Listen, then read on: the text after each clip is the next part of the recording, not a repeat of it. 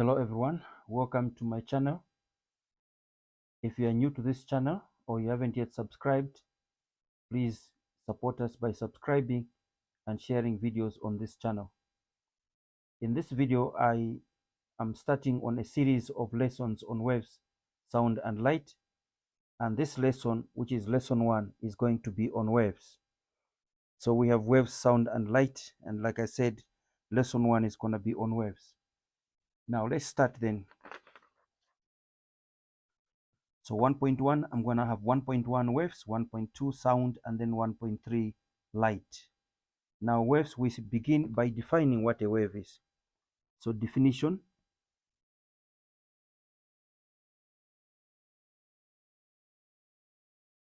Let's call it definition 1. A wave is defined as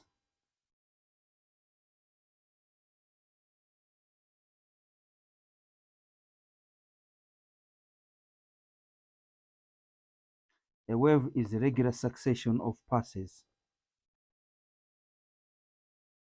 That's how we define a wave, a regular succession of passes. So now let's look at what a pass is. So what is a pass? Definition 2. I want to define what a pass is. Definition 2. A pass is defined as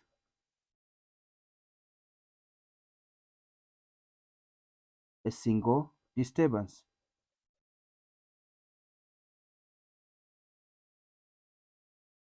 That's how we define what a pass is. So a wave is a regular succession of passes, not just pass, regular succession of passes, and a pass is a single disturbance. Now I want us to look at types of waves. Types of waves.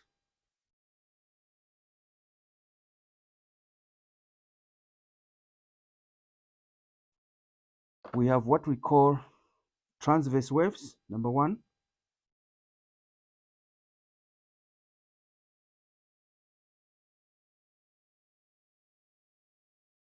How do we define transverse waves?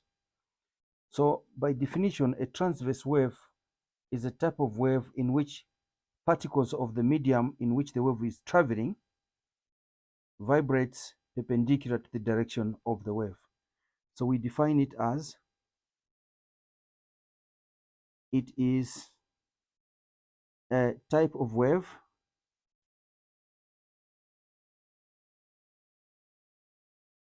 in which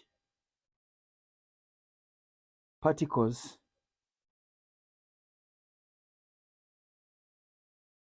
of the medium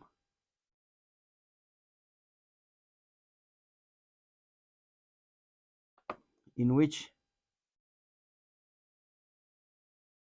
the wave is traveling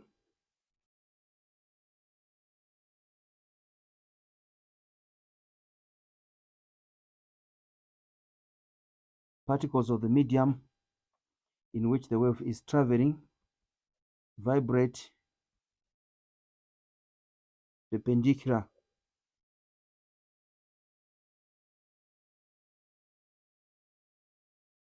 to the direction of the wave. Let's look at what this means, or what this looks like. So suppose we have a wave traveling, a transverse wave traveling like this.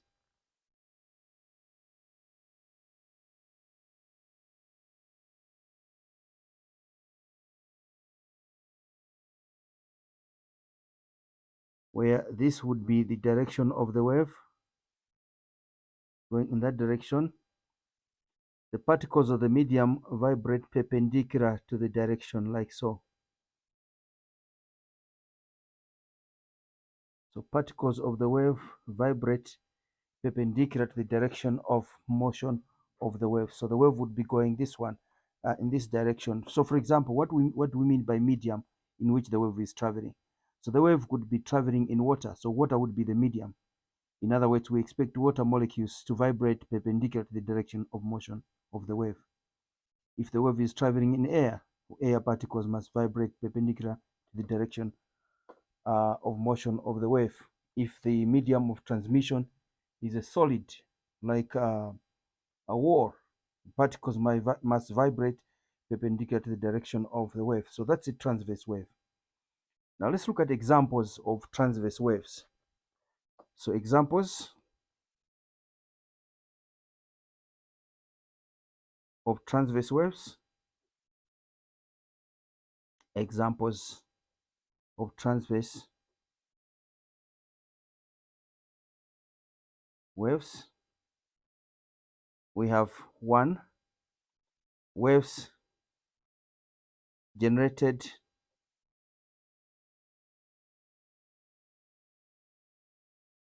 using a string. So that would be a string, for example, where you move it and then you move it up and down and it generates a wave like that. So waves generated by a string form what we call transverse waves. Example number 2 of a transverse wave would be we talking about water waves. Let me take that to page number 2 here. Page 2. Example number 2 of a transverse wave. Example number 2, let me put a 2 there, would be water waves. Water waves are transverse waves. Let me put up example number 3, would be all electromagnetic waves. Electromagnetic waves. And just to give examples of electromagnetic waves, I'm going to mention all the 7 of them we have, and I'm going to list them in order of decreasing frequency or increasing wavelength. You'll understand later why frequency and wavelength are inversely proportional to each other. So we have gamma rays, and then we have X-rays, and then we have ultraviolet, let me just change that, ultraviolet rays, and then from there we have what we call visible light, and then from visible light we have infrared, ultraviolet rays or light, and then we have visible light, and then continuing. So that would be number 1 in order, remember, like I said, of decreasing frequency. The electromagnetic wave with the highest frequency and the most dangerous one with the greatest penetrating ability is gamma, followed by X-rays, ultraviolet light, and visible light. And then we have what we call infrared light. And then we have microwaves,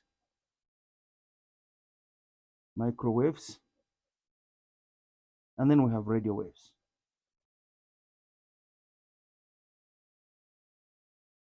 So if you like, we are saying as you move from left to right, frequency decreases. From there, you're coming here, going this way.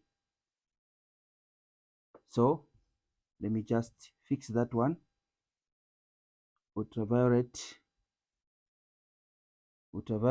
rays or light, and then like I said, number 1, number 2 is X-rays, number 3 as you go to your right is ultraviolet light, and then visible light number 4, then infrared number 5, 6 microwaves, and finally 7 radio waves. Now we are basically saying that frequency decreases from there up to here.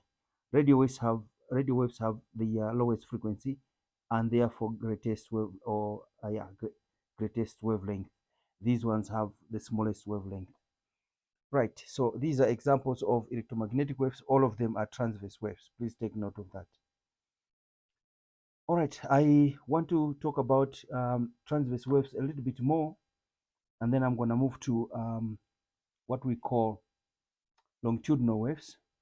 Now let's look at a typical transverse wave and terminology around it. So a transverse wave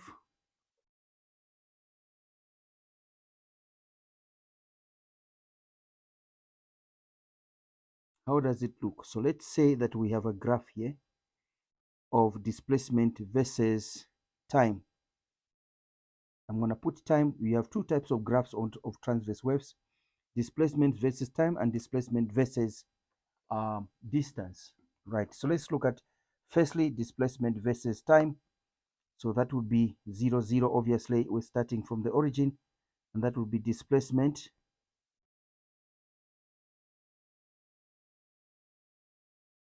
usually in meters, and that would be time usually in seconds. Now, let's just say, suppose this is what you have.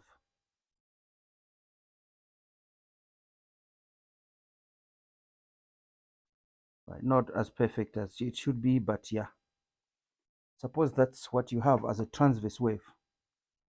These points here are known as crests, and I'm going to define what crests are. So these points here are known as crests. We define them as points on a wave where amplitude is maximum or highest amplitude, or points on a wave where the displacement is maximum. That's a better term to use. Points of maximum displacement on a wave. And these points here are known as troughs, and we define them as points of simply lowest points on a wave are known as troughs. Lowest points on a wave. I'm going to define those two terms. They are critical. These points here are known as nodes. They are points on a wave where displacement is 0. So I've mentioned here we're talking about nodes, these ones here, nodes. There are many terms we're going to look at, but in this case we have 1, 2, 3 that I want to define straight away. So I'll start with crests. These are points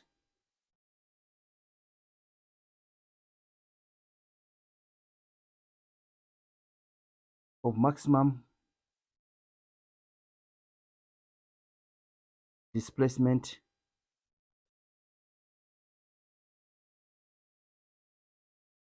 on the wave. We call them crests. And what about troughs? These are lowest points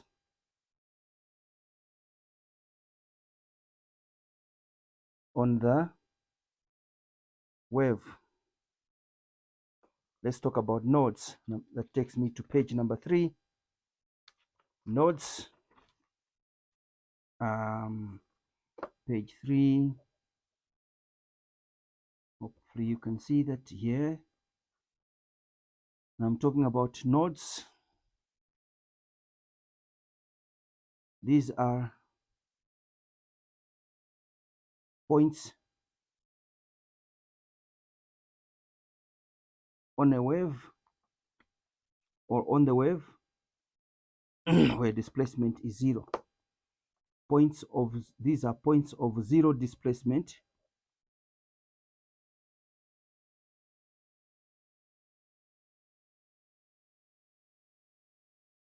on the wave. So we have defined 3 terms here. Let me go back to the first one. We're talking about crests. They are points of maximum displacement on the wave. Troughs, they are lowest points on the wave. Nodes, they are points of 0 displacement. Remember, displacement, we're saying 0 is right there. 0, this is the 0, 0, if you like, 0, 0. There, 0, 0 in the center, and therefore the entire of this line, remember, on x-axis y is 0, on time axis displacement is 0. So points on a wave where displacement is 0, these are nodes. Notice that a node cannot be anywhere else, but in the points, these points must be on the wave, and these points must have 0 displacement. If I have some number up there, let's say 5, it will be 5 meters.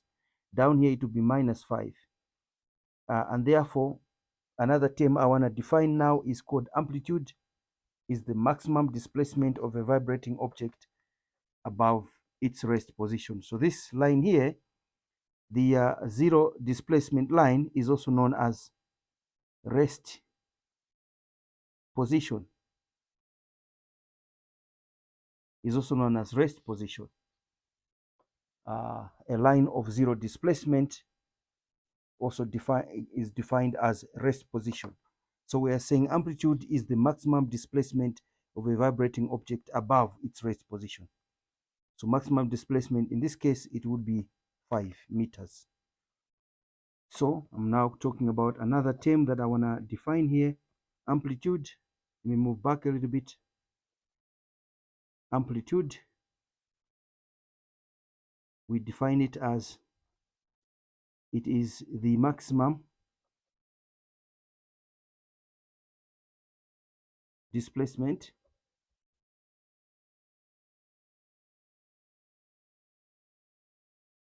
of a vibrating object above its rest position.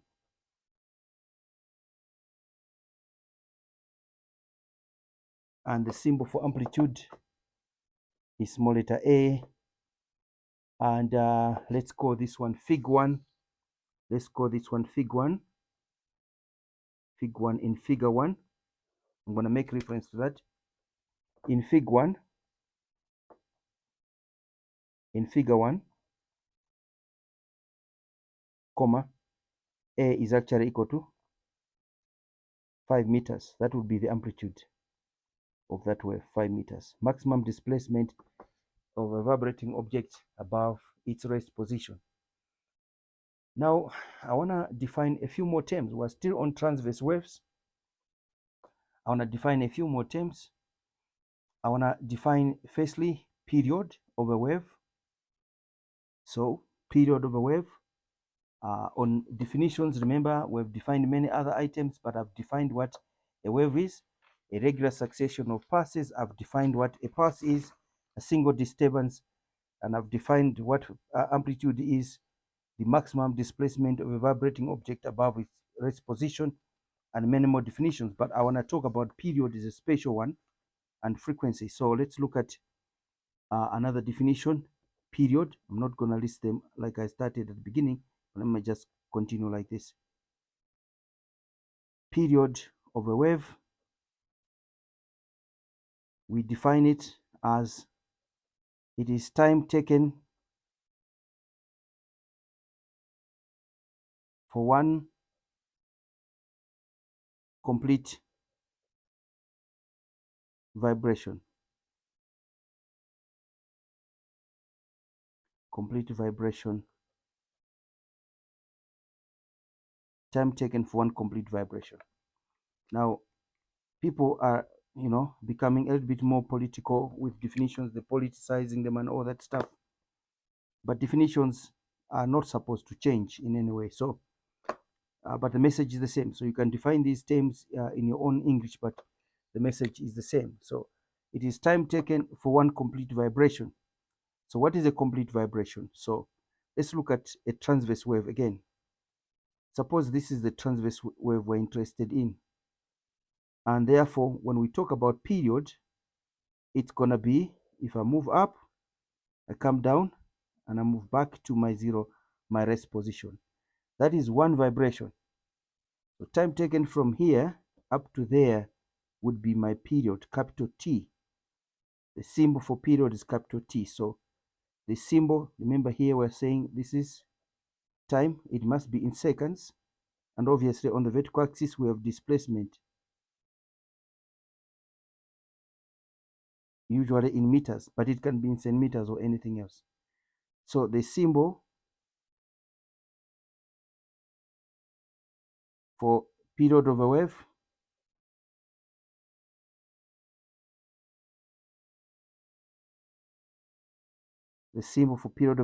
is capital T. The SI unit, let me just put a bulletin of that nature. the SI unit of period of a wave is second or seconds. Let me just singularize it, second, small letter s. So whatever time it is from here to there, that would be my period. Now, let's look at calculation of period, because that is a very critical matter. We will move from period to other important definitions, but I want to just talk about period now. This is page 4. Page 4, calculation of period. Calculation of period.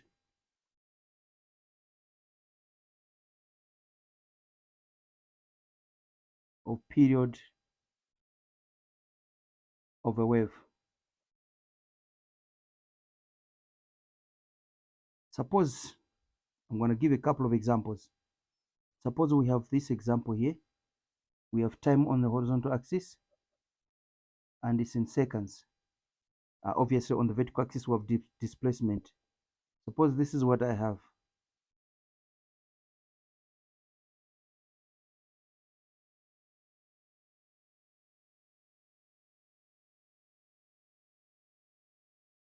Suppose that's what I have. Now, remember, period is from here to there. So if I'm given that this point here, the time there is 0,06, for example. For me to calculate period, I need to check from here. Let me use a red pen here now. From here all the way up to there, this is one complete vibration.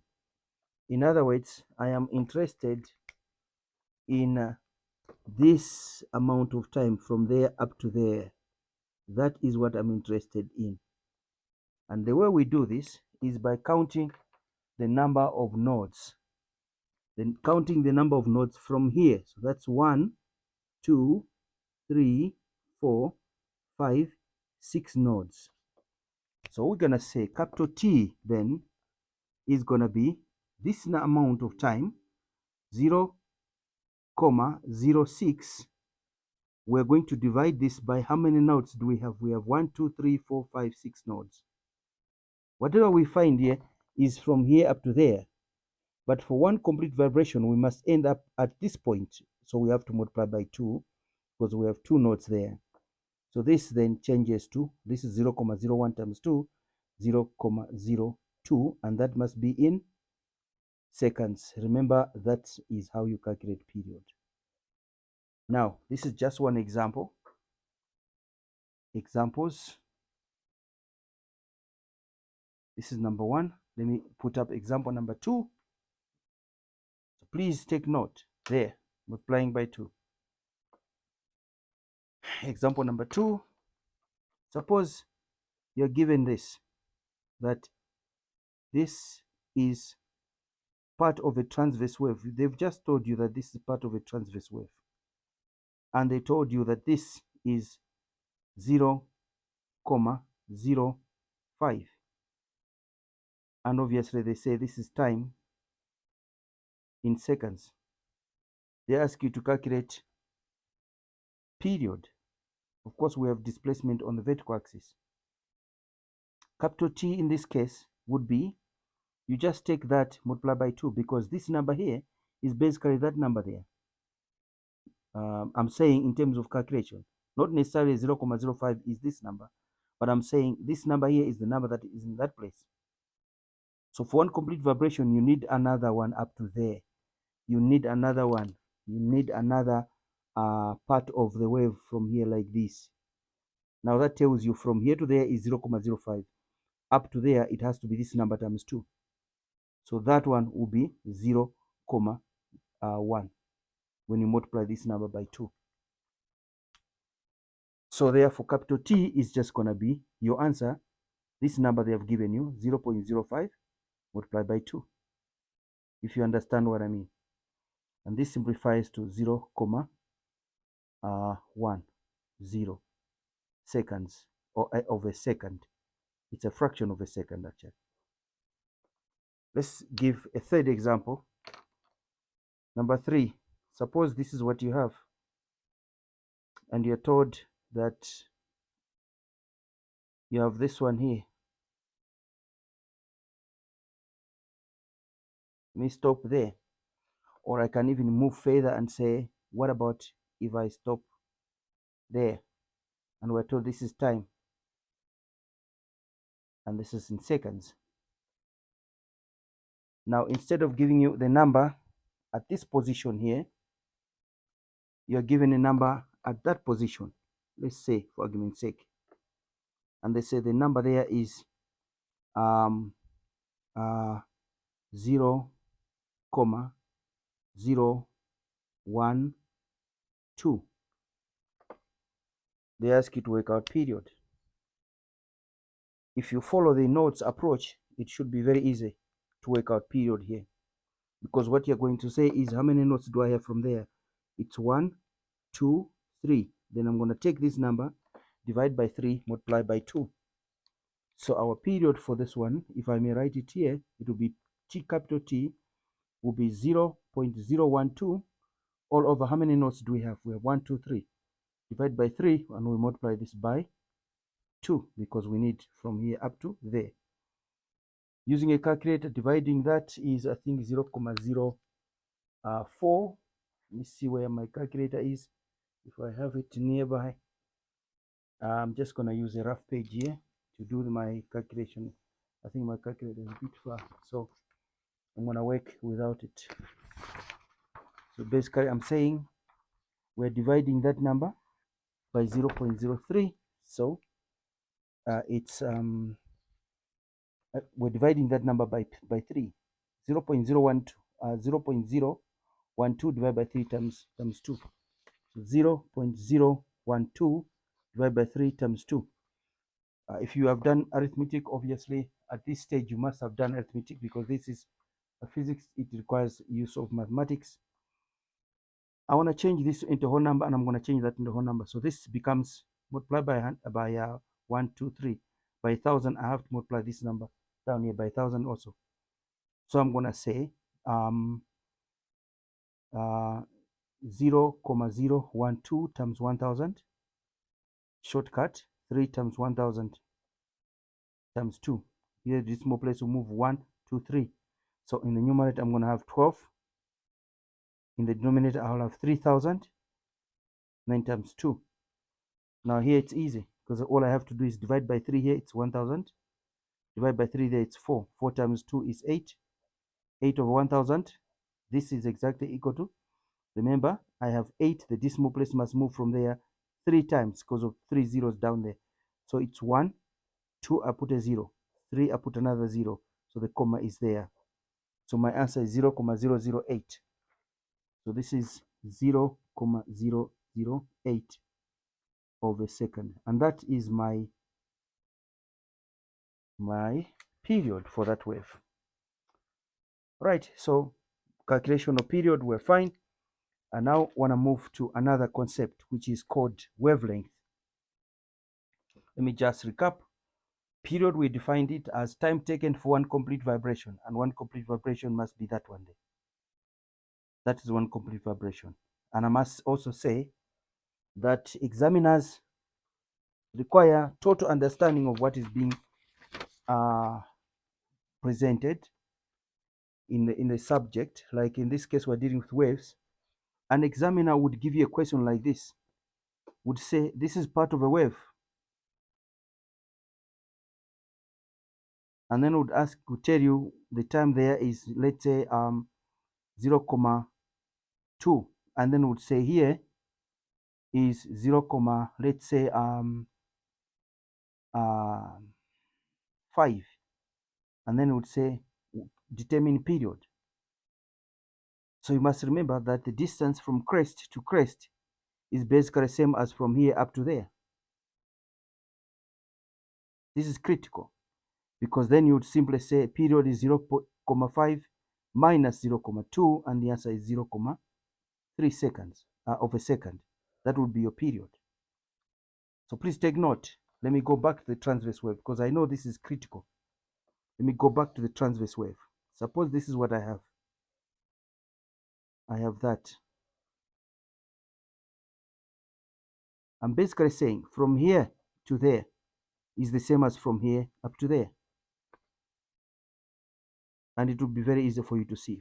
Remember, we're saying one complete vibration is this distance here in terms of a space.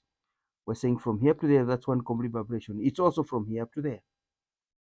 So, and I think it's easy for you to see. If you divide it like this, you'll see that from here up to there, it's how many portions are you making? You're making 1, 2, 3, 4 portions. Let me use a different marker here. I'm saying you're making 1, 2, 3, 4 portions. 1, 2, 3, 4 portions. How about from here to there? It's also 1, 2, 3, 4 portions. So be careful here. Make sure you understand. Period would be the difference between these two there, like so. Like so here. Right. Enough of period. I want to move now to wavelength. We're still dealing with waves, remember? I now want to move to wavelength. Obviously, we're not going to complete transverse waves in this video. I'll have to come back again and talk about lesson number 2. Still dealing with waves, maybe up to lesson number 3, and then we will move on to sound. Right, now let's look at wavelength.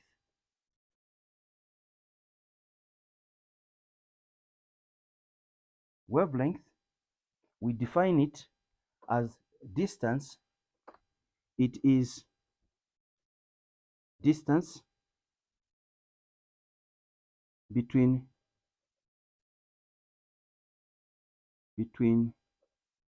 two consecutive points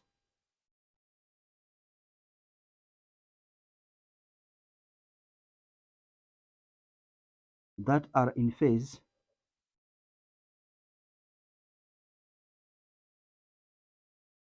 on a wave. Now there's a term that I'm introducing there, in phase. We have two terms. We have in phase and out of phase.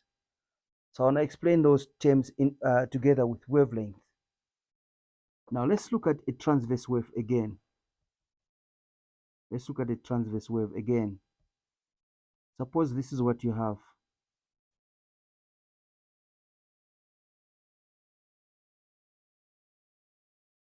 This is what you have. Now, this will be displacement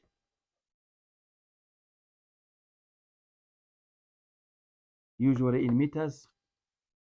When we're talking about wavelength, that axis now will represent distance that the wave travels, usually in meters also.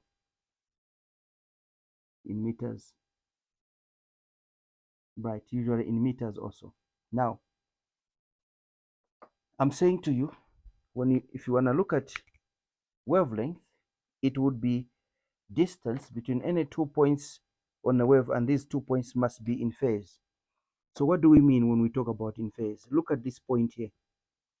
At this point, the wave is going up. And this point, the wave is not going up. So this point and that point are not in phase. But if you look at that distance from the rest position, is the same as that distance. But I'm interested in another point where that distance, at that point, I'm looking for another point which has the same distance from rest position. But in that point, the wave must also be going up. So that point would be here, if you notice. That point there. That distance, perpendicular distance that distance is exactly equal to that distance. And at this point, you'll agree with me, the wave is also going up. So these 2 points, if this is my A and that's my B, these 2 points are in phase. And therefore, the distance between them is what we call wavelength. So if I draw a line joining these 2 points, that line there would be lambda, because the symbol for wavelength is lambda. And I must write it. This is B is silent. So we say lambda, that's your wavelength. B is silent, lambda. Wavelength is measured in meters, millimeters, nanometers, in meters, whatever unit of distance you have been given.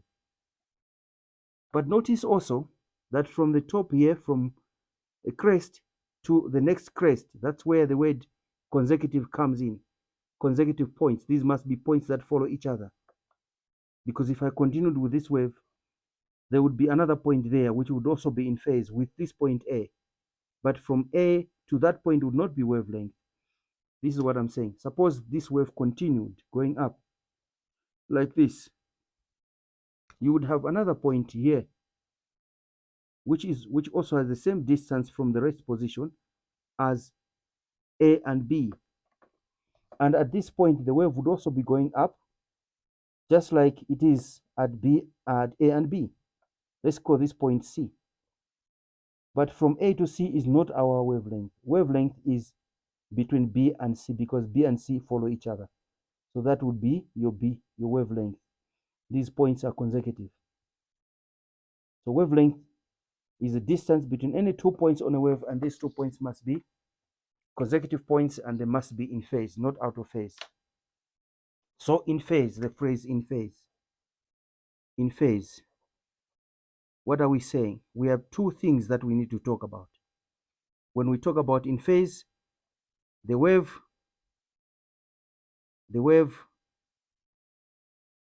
direction is the same.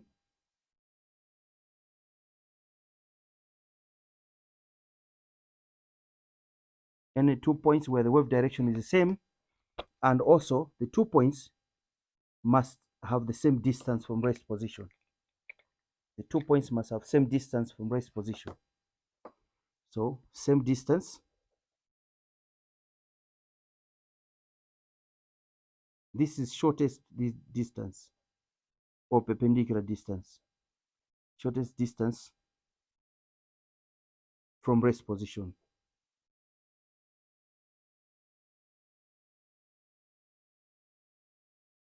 There, those are the two conditions that qualify points to be in phase. If one of these conditions is not met, points are said to be out of phase.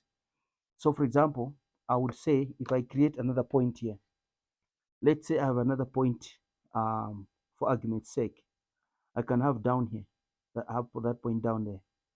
There, let's call this point E. Point E would be out of phase with all the points there. It would be out of phase with A, out of phase with B, out of phase with C. But notice point E would be in phase with F if I have F there. Because one, at this point, the wave is arriving there from up and going up. Here, arriving from up, this is what I mean. Remember, direction of the wave, we're indicating to the right as our direction of wave. So this is how the wave is going. So these points here have the same distance from rest position, and in these points, the wave is going in the same direction. So those points are in phase. But notice, this is out of phase with ABC. This is also out of phase with A, B, and C. All of them. So out of phase, one of the conditions not met. Right, so in phase explained. Now, wavelength, we now understand how to calculate it. And we define wavelength, like I said, distance between 2 points that are consecutive. Those points must be consecutive, and the 2 points must be on the wave, and the 2 points must be in phase. That's your wavelength. Right. I want to quickly talk about calculations, because we have defined period, we've also defined wavelength. So I want to now talk about wave speed, and I'm going to stop on this one just with an example. Wave speed. This is distance that the wave covers per unit time. It is the distance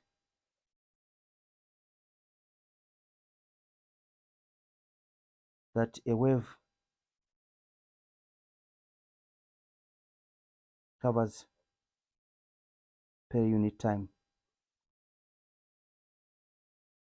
Obviously, the symbol for speed is V, and the SI unit of speed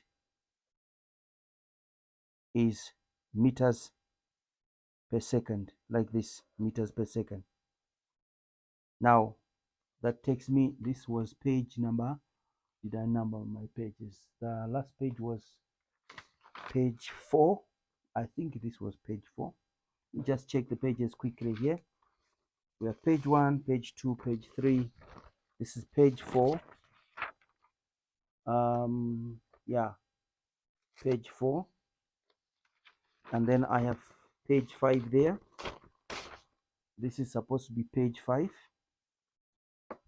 Page 5. I'm moving now to page 6. Page 6. And on page 6, I want to talk about calculations. Now, wave equations.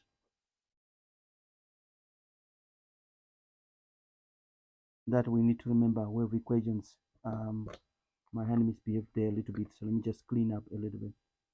Wave equations. Right. We have number 1. Speed of a wave is always frequency times wavelength. And frequency, I have to define it because I've just remembered now I haven't defined frequency yet. We've defined period, we've defined wavelength. Frequency, I'm just going to define it now. Where V equals speed of the wave in meters per second, F equals frequency in hertz. Please notice how I write hertz. I just want to make sure that people understand this. Let me use this page here. I've used it already in other calculations, but let me use it. This is not what we're saying. We're not saying this is how you write hertz. And we're also not saying that we write it like this. Hertz is capital H and small letter Z in the same line, like this, in the same line. That's how you write it. So please take note of this, because I've seen most students end up writing this. Maybe it looks more beautiful this way or that way, but it must be like this. In science, mathematical sciences, we do not have so much freedom to do as we please. It's symbols, we respect symbols, and we must make sure that we present information that way. Right, and then we have lambda is wavelength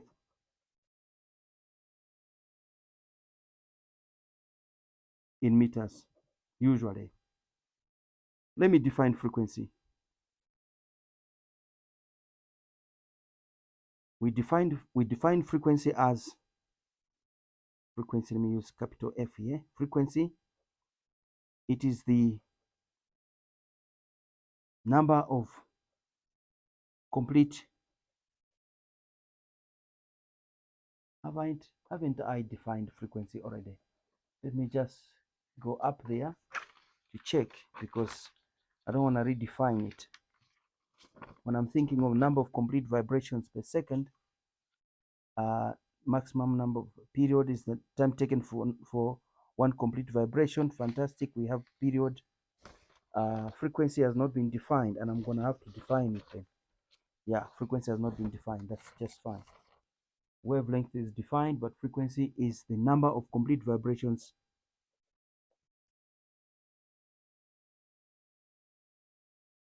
per second. Some part of me says I've already defined it, because when you teach these things so much, you end up the memory is so strong that you feel like you've explained it in this video, and yet you haven't. So yeah, let's say I haven't explained it. So frequency is the number of complete vibrations per second. So what do we mean by complete vibrations? We explained it earlier on, that if this is your transverse wave, that would be one complete vibration. And depending on how much time you have there, let's just say for argument's sake, this is what I have. And I want to check how many complete vibrations I have. 1, 2. Let's say I have that ending there. Let's say this is where I'm ending. and if here at this point is 1 second, then the number of complete vibrations is 1, 2, 3 complete vibration. As long as I have 1 second there, I'm going to say small letter f is exactly 3 hertz. I have 3 complete vibrations in 1 second. It turns out that frequency, the symbol for frequency, like I said, is small letter f. SI unit is hertz. We've explained that already up here. And by the way, this is short form for HERTZ. Short form for that is that one up there. So frequency is measured in hertz, and that's the symbol. Now, it turns out that when we talk about wave equations, that's number 1. Wave equation number 2 is actually, watch this, frequency is the reciprocal of period, 1 over t. You can verify this. Maybe we can do a little verification that this formula is actually correct. Let's verify this. I'm now moving on to page 7. Let's verify this. Suppose this is what you have. And let's say we have 1 vibration, 2 vibrations, 3 vibrations. I'm going to stick to 3. And a bad number, by the way. But suppose if I have, let's say I have 1 second here. 1. It will be easier that way. 1. Time in seconds. So we know our frequency here is actually 1, 2, 3 hertz. But suppose, okay, so 3 hertz. So now let's count how many notes do we have. It may not be a very nice number, but let's just check. We have 1, 2, 3, 4, 5, 6. Okay, so we are basically saying the period there, capital T, is going to be 6 dividing into 1 over 6. And this is what? In seconds. Because we have, we have to multiply by 2, remember. Dividing by 6 is only up to here. We have 1, 2, 3, 4, 5, 6 nodes. How many complete vibrations do we have? We have 1, 2, 3. So we know that small letter f is actually 3 hertz. But I want to find that from period. So check this out. 6, 1, 2, 3, 4, 5, 6 nodes. Divide 6 into 1, multiply by 2. So you are here. And this simplifies to 1 over 3 of a second. And we said frequency is 1 over period. So what is this? 1 divided by, remember that's how I'm going to write it because this is a fraction, 1 over 3. And how do you simplify this? It's going to be times 3 over 1. And yes, it works, 3 hertz. So you can come from this one here, and rather than manually counting the number of complete vibrations. Why is this important and powerful?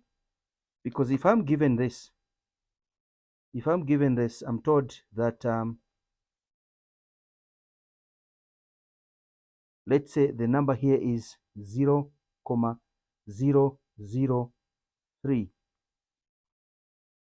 Surely for me to get to 1 second, it's going to be so many vibrations that I need to make. Time in seconds. So in this case, the easiest way to get my period, like I've explained earlier on, count number of notes, 1, 2, 3 notes. So capital T is going to be 0.003 divided by 3. We multiply by 2 because we are talking about 1, 2. Or if you like, 1 gap, that will be half of the period. And then plus that, it's going to be full period now. So we're saying 1 times 2, or you simply multiply by 1 times 2 nodes. What does this simplify to? Well, this is 0.001. times 2, it will be 0,002 seconds. Now let's look at frequency. Frequency is going to be 1 over capital T. This will be 1 over 0,002. Now, do you know what how big that number is? Let me complete it here. We are basically saying, if you follow the technique I explained earlier on, I'm going to multiply the numerator by 123 by 1,000. So in the numerator, I have 1,000. In the denominator, I will have 2. Because if you multiply by 1,000 here, multiply the numerator by 1,000. This becomes 1,000 and that becomes 2. It's easier now to divide. 2 into 1,000 is actually 500. It means I must draw these 500 of them. Manually, it's not practical. It's going to be a waste of time. But approaching it from this formula here, it's very easy to work it out. So this is critical. We verified it here, it works, and therefore here it must work. Right, so the wave equations, like I explained, we have number 1 here, speed equals frequency times wavelength. Frequency is 1 over period. From here, it also follows, if you make period subject to formula, it will be period equals 1 over frequency, reciprocal frequency. So these are the 3 wave equations that you need to master. In my next video, I'm going to be talking about calculations involving these 3 equations, and then after that, we'll move to longitudinal waves. Examples of longitudinal waves, we're talking about sound waves generated by a string. A tsunami is part longitudinal and part transverse. We'll explain that when we get there. All right, so this is the story of waves and lesson 1. You can see how big the topic is, and we've not even completed transverse waves yet, because I need to look at calculations from the graphs, even from statements, and we maybe look at 1 or 2 past exam questions as well. All right, if you are watching this video from South Africa, you will notice that this is grade 10 content, and therefore grade 10s, you will have to watch this video very meticulously. I've been very slow to make sure that you follow every concept that I've covered in this one. In the next video, we'll continue in the same fashion, and we hope to help as many students as we possibly can. If you're new, like I said at the beginning, please support us by subscribing, inviting friends to subscribe, and perhaps even sharing these videos. All right, I'll see you next time.